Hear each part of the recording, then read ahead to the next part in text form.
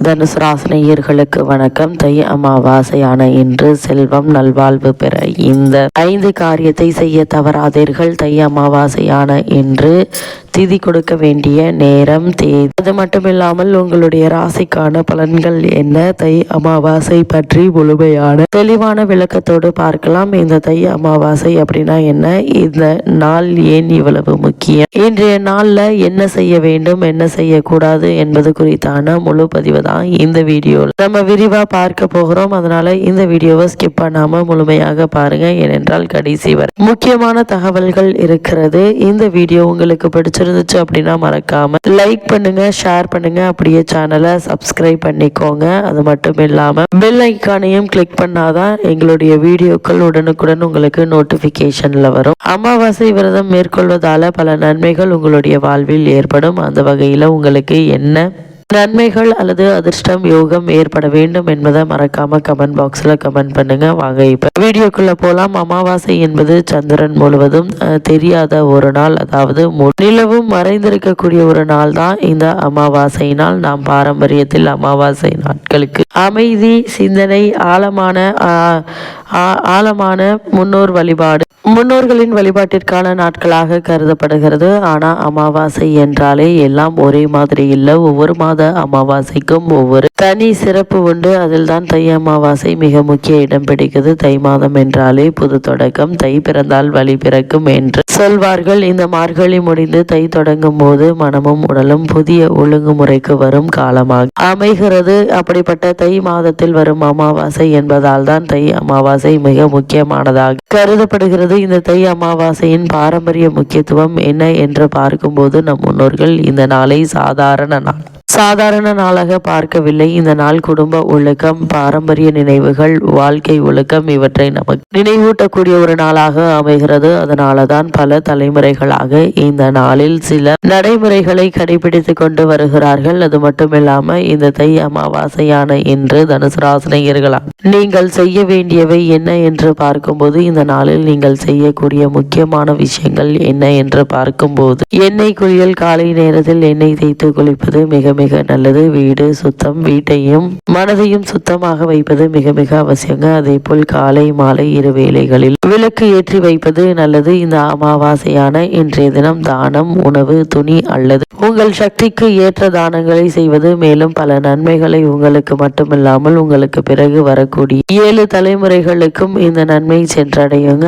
அமைதியான மனநிலை இந்த நாள் அமைதிக்கான நாளாகவும் அமைகிறது. அதனால் அதிகம் பேசுதல், தேவையற்ற வேலைகள் ஆகியவற்றை தவிர்க்கலாம். அந்த வகையில் தனுசு ராசினியர்களான நீங்கள் தை அமாவாசை என்று தவிர்க்க வேண்டியவை என்ன என்று பார்க்கும்போது, இந்த நாளில் சில விஷயங்கள் நீங்கள் தவிர்ப்பது மிக மிக நல்லது. குறிப்பா இன்றைய நாள்ல சண்டை, கோபம், கடுமையான வார்த்தைகள், அசுத்தம், பிறரை காயப்படுத்தும் செயல்கள் இந்த நாளில் தவிர்ப்பது மிக மிக நல்லதுங்க. இந்த நாள்ல தனுசு ராசினியர்களான உங்களுக்கு அமைதி, ஒழுக்கம் இரண்டும் சேர்ந்த நாளாக அமைவது பல நன்மைகளை உங்களுடைய வாழ்வில் ஏற்படுத்துங்க. இன்றைய காலத்துல தை அமாவாசைக்கான ஒரு வழிபாடு செய்வதற்கான நேரம் நம்மிடமில்லை. ஆனால் தை அமாவாசை போன்ற நாட்கள் நம்மை சிறிது நிறுத்தி சிந்திக்க வைக்கும். நாம் எங்கு போகிறோம், எப்படி வாழ்கிறோம், எதை மறந்து விட்டோம், எதை நினைவூட்டும் ஒரு நாளா இந்த தை அமாவாசை அமைகிறது. அந்த வகையில இந்த ஆண்டு 2026 தை அமாவாசை நிகழ்ந்து கொண்டிருக்கும் ஜனவரி மாதம் 18ஆம் தேதி ஞாயிற்றுக்கிழமை வருகிறது. அன்றைய தினம் அதிகாலை 1:20 மணிக்கு துவங்கி ஜனவரி மாதம் 19ஆம் தேதி அதிகாலை 2:31 மணி வரை அமாவாசை திதி உள்ளது. அதே போல் சூரிய பகவான் தான் தந்தை வழி உறவுகளுக்கு காரணமானவர். அவர் வடக்கு நோக்கி பயணிக்க துவங்கி தை மாதத்தில் அவருக்குரிய ஞாயிற்றுக்கிழமையில் வரும் அமாவாசை என்பதால் இது மிகவும் விசேஷமானதாக கருதப்படுகிறது. இந்த நாளில் முன்னோர்களின் ஆன்மாக்களை மகிழ்ச்சி அடைய செய்யும் தர்ப்பணம், திதி, திலகோமம், பிண்டதானம் ஆகியவற்றை தவறாமல் செய்ய வேண்டும். இவைகள் முன்னோர்கள் இறந்த போது செய்யப்படும் சிரார்த்தங்களை புண்ணிய தலங்கள், கடற்கரைகளில், புனித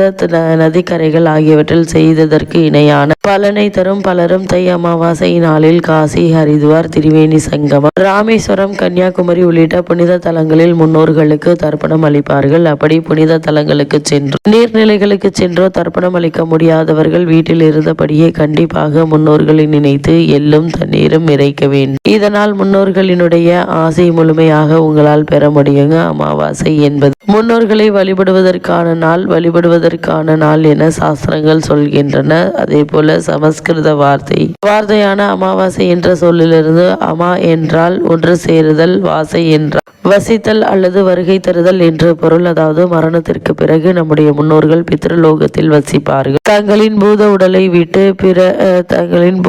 விட்ட பிறகு ஆன்மாக்கள் உணவு தண்ணீர் இல்லாமல் தவிக்கும் நம்முடைய முன்னோர்கள் ஒவ்வொரு மாதமும் அமாவாசை தினத்தில் ஒன்று சேர்ந்து தங்களின் சந்ததிகளை பார்க்க பூமிக்கு வருவதாக ஐதீகம். அப்படி பூமிக்கு முன்னோர்கள் தங்களின் குடும்பத்தினர் அளிக்கும் தர்ப்பணம், தானம் ஆகியவற்றை ஏற்று தங்களின் பசி மற்றும் தாகத்தை தீர்த்து கொள்வார்கள். இதனால் அமைதி அடையும் முன்னோர்களின் ஆத்மாக்கள் தங்களின் சந்ததிகளை மனதார வாழ்த்தும் என நம்பப்படுகிறது. இதனாலேயே அமாவாசை தினத்தில் முன்னோர்களை வழிபட்டு பித்ரு கடன் நிறைவேற்ற வேண்டும் என சொல்லப்படுகிறது. அமாவாசை நாளில் முன்னோர்களுக்கு தர்ப்பணம் போன்ற பித்ரு கர்ம காரியங்களை செய்யாதவர்களுக்கு பித்ருதோஷம், பித்ருசாபம் ஏற்படும். இவற்றிலிருந்து விடுபடுவதற்கு ஏற்ற ஒரு நாளாக குறிப்பிட்ட சில அமாவாசைகள் சொல்லப்படுகிறது. அப்படி மிக முக்கியமான அமாவாசைகளில் ஒன்றுதான் இந்த தை அமாவாசை. உத்தராயண காலத்தில் வரும் முதல் அமாவாசை என்பதால் தை அமாவாசை மிக முக்கியமானதாக கருதப்படுகிறது. மற்ற அமாவாசைகளில் முன்னோர்களுக்கு தர்ப்பணம் செய்து வழிபட தெரியாதவர்கள், தவறியவர்கள் தை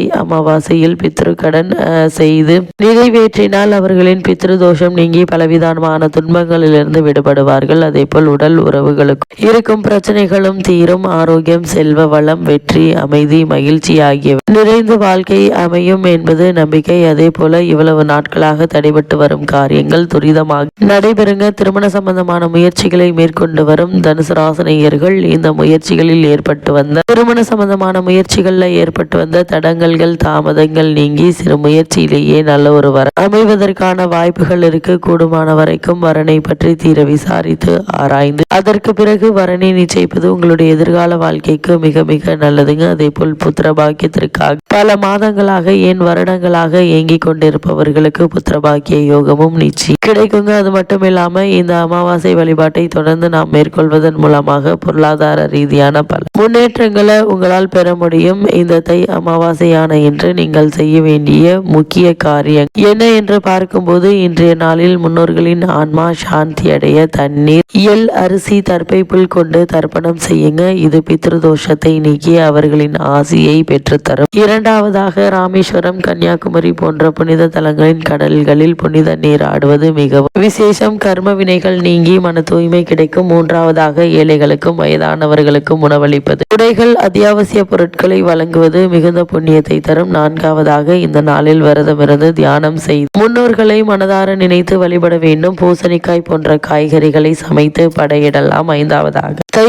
அமாவாசையில் தொடங்கும் காரியங்கள் வெற்றி பெறும் என்பது நம்பிக்கை. பூமி, நகை, பணம் சார்ந்த விஷயங்களை தொடங்க இந்த நாள் மிக உகந்த நாளாக அமைகிறது. அதே போல் இன்றைய நாளில் செய்யக்கூடாத சில ஐதீகங்களும் உள்ளன. அவற்றில் அமாவாசை வாசலில் கோலமிடக்கூடாது, காகத்திற்கு உணவு வைக்காமல் இருக்கக்கூடாது, தலை வெட்டுதல், நகம் வெட்டுதல் போன்றவற்றை தவிர்க்க வேண்டும். மது, மாமிசம் போன்றவற்றை உண்பதை தவிர்க்க வேண்டும். இவ்வாறு செய்வதன் காரணமாக தனுசு ராசினியர்களான உங்களுடைய வாழ்வில் என்ன மாதிரியான இன்னல்களை நீங்கள் எத்தனை வருடங்களாக சந்தித்து வந்தாலும் அவை அனைத்துமே நிவர்த்தியாகி உங்களுடைய வாழ்வில் நல்வாழ்வு ஏற்படும் என்பது ஐதீகமாக உள்ளது. இவற்றை நீங்கள் செய்வதன் மூலமாக எண்ணற்ற நன்மைகள் ஏற்படுங்க. குறிப்பா இத்தருணங்கள்ல கிரக நிலைகளின் ரீதியாக கூறப்படும் பரிகாரம் என்ன என்று பார்க்கும்போது, இன்றைய நாளை பொறுத்த வரைக்கும் முன்னோர்களுக்கு திதி தர்ப்பணம் கொடுத்து வழிபடுவது, இயலாதவர்களுக்கு உங்களால் முடிந்த உதவி தானம் செய்வதுமே இத்தருணங்கள்ல தலை சிறந்ததாக